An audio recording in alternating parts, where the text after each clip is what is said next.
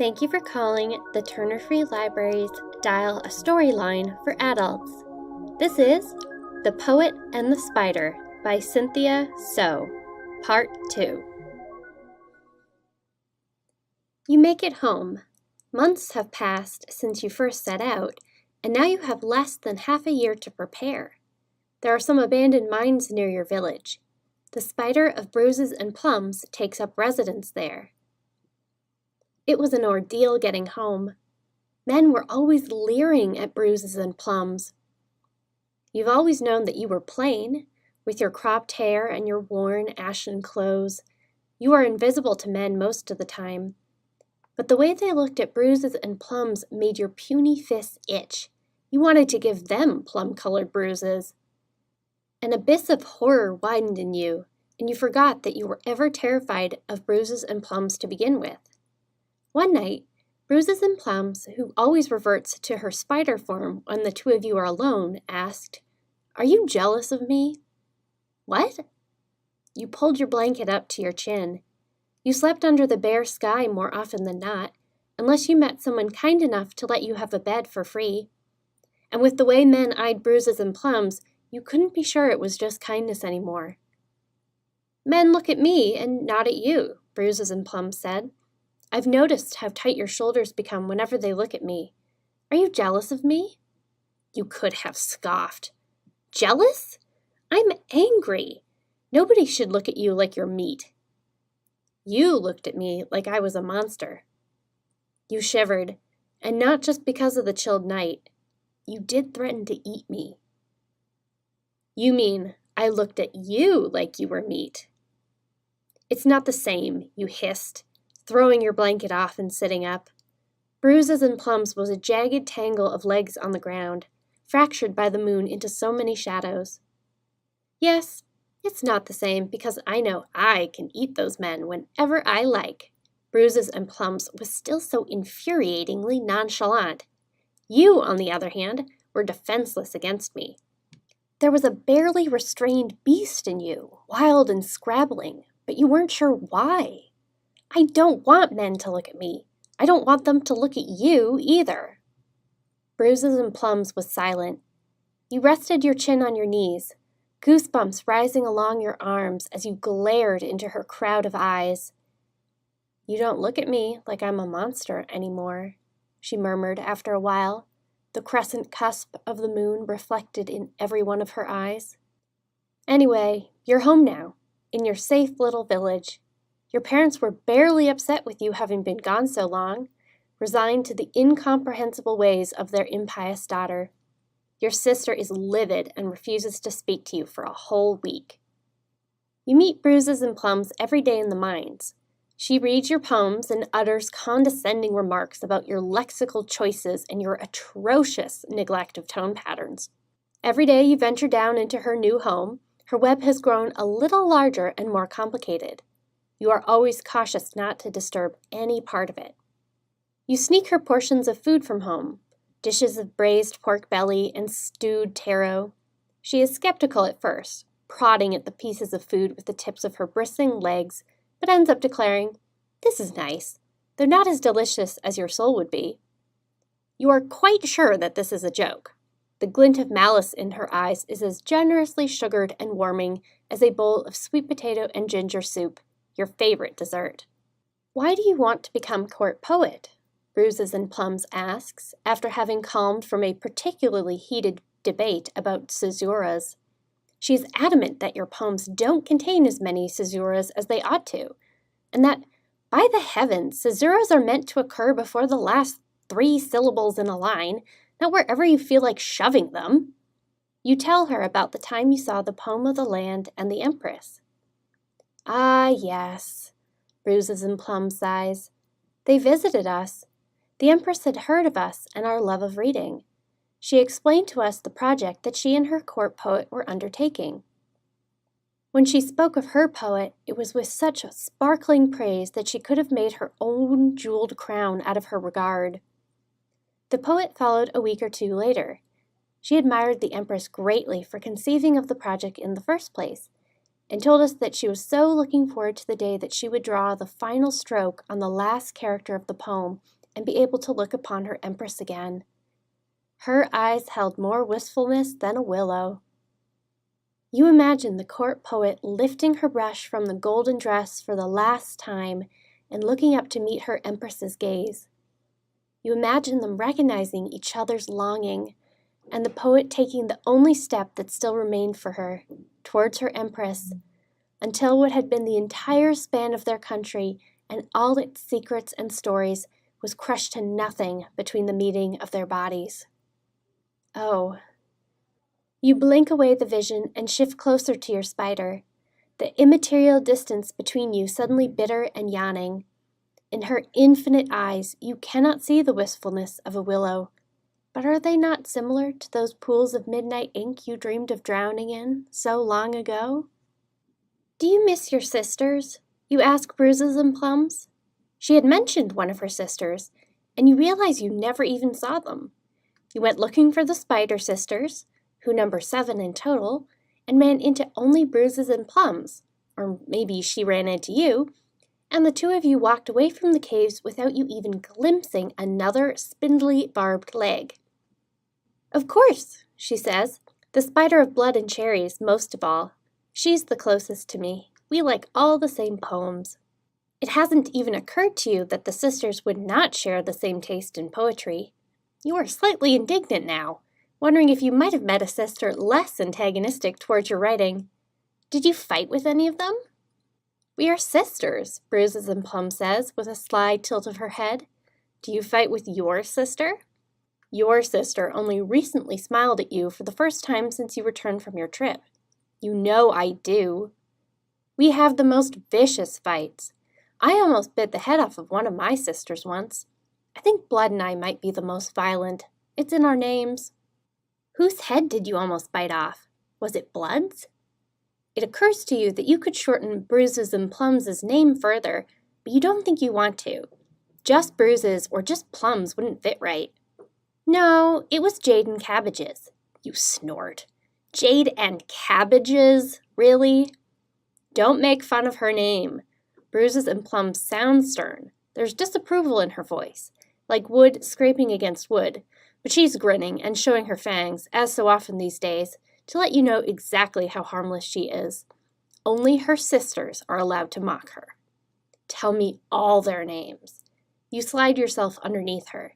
This is the place you feel safest in the world, down below her purple underbelly, encircled by her 8 legs like thin, spiny columns.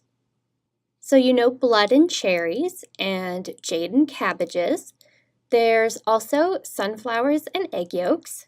You laugh again and are swatted by a leg. Snow and milk. Dusk and tangerines. Seawater and sky. And Bruises and Plums, you whisper. And me. You must be lonely here. You reach up and rub a hand over that purple belly. It feels soft as silk. I'm sorry for taking you away from your big family. I came of my own accord, sweet one. Her voice is a low, rumbly purr. You might think yourself dealing with a cat instead of a spider. Besides, I will return to them at the end of the year. Right, after you've snacked on my juicy soul. Who knows? There may be hope for you yet. She peers down at you, her eyes fathomless and dark, and you feel a queer tang inside, as though someone is playing the guzheng between your ribs. You don't think there's any hope for you at all. While Bruises and Plums is reading your latest work, you're studying the intricate web around you. It's so complex, it doesn't really look like a spider's web. It looks more like a tapestry, but you are surely not viewing it from the right perspective because it doesn't cohere into a picture.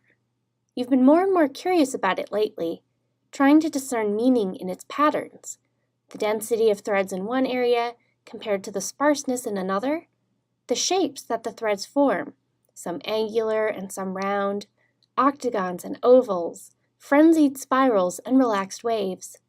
You'd be content to look at it without knowing what it is, but you can feel understanding flutter in your chest, a fledgling sparrow on brave, untried wings. It's a language. How many times have I told you not to speak to me while I'm reading? Bruises and Plums' harsh voice cracks like a branch underfoot. It brings you right back to when you first met. You have destroyed my work. It's a poem! You leap to your feet. Your web! It's a poem, isn't it? Of course it's a poem. Have you ever known a passionate reader who doesn't like to write? Her voice is tender now, proud. The sparrow in your chest sinks to your stomach, petrified. I'm so sorry. I completely wrecked your poem when we met. Bruises and Plums doesn't speak. She bobs up and down, her legs bending and straightening as she does when she's nervous. Then she scoots nearer to you in a flickering of legs, and with one of them she nudges your foot shyly. I took you away from those caves as soon as I could, because I knew that if Blood found you, she'd kill you without hesitating, without listening to you, without reading your poems. She doesn't tolerate anyone coming into our caves and tearing our work to shreds. Oh, heavens, I didn't know. You raise your hand and touch her face, next to her leftmost eye. Her hairs feel more brambly there, but you don't flinch, and she doesn't draw back. Would you teach me how to read your poem? You only have 3 months until the examinations. Wouldn't you rather focus on your own poetry? I want to know what your writing is like. If you're going to be my mentor, I need to know that you aren't secretly a terrible poet. You smile at her. How dare you? I'm an excellent poet. She pivots on her legs and points to a patch of her web, tracing over it. This means moon. You laugh. Naturally, no poem is complete without the moon. You have to set out tomorrow and head north if you're going to make it to the capital in time for the first examination. But instead of packing, you're out in a field, on your knees. You crawl all over the damp grass, sitting back every now and then to catch your breath and review your progress. When it is done, you return to the old mines to find your spider, calling her name. She appears, her legs slanted at a degree that suggests mild annoyance. You should be sleeping. Come with me. You bring her to the field. Glancing over it again, it looks as if someone has unrolled several balls of yarn and unruly cats have chased them all over. Even with hours of diligence, your human hands cannot make a bundle of string look as refined and ethereal as spider-spun gossamer. You did all you could, though, and if you shove away the insistence of your inner critic, who of course sounds exactly like Bruises and Plums now, you can recognize your own craft. The playful tides to the east, the steep ridges to the west, and between them, a host of other shapes, pebbles and tiles and little leafy diamonds, the whole of it like a map of a country extending across the field. Bruises and Plums leans back on all her legs as if she's been hit by a gust of wind, her way of expressing surprise. She scutters over the field, and you feel as if you're being examined and will be given a mark that means either life or death, even though you know that she is long past killing you. She tuts. Sloppy work. She pushes the string with the tip of her leg to adjust it. I'm certain you want to say belonging instead of buns, did you not? Yes, you mumble, embarrassed. She has to correct a few more errors, but then, finally, she is speechless. She hovers next to you, reading your poem all over again. You do not interrupt her. Honestly, she says, her voice jangly like the chaotic clanging of cymbals, this is most unusual. I don't know how to react. You're lucky I'm not just eating you out of sheer panic. You wouldn't. She swivels around and stares at you. Your heart is wild and your cheeks are hot. You aren't afraid of her, but you're afraid.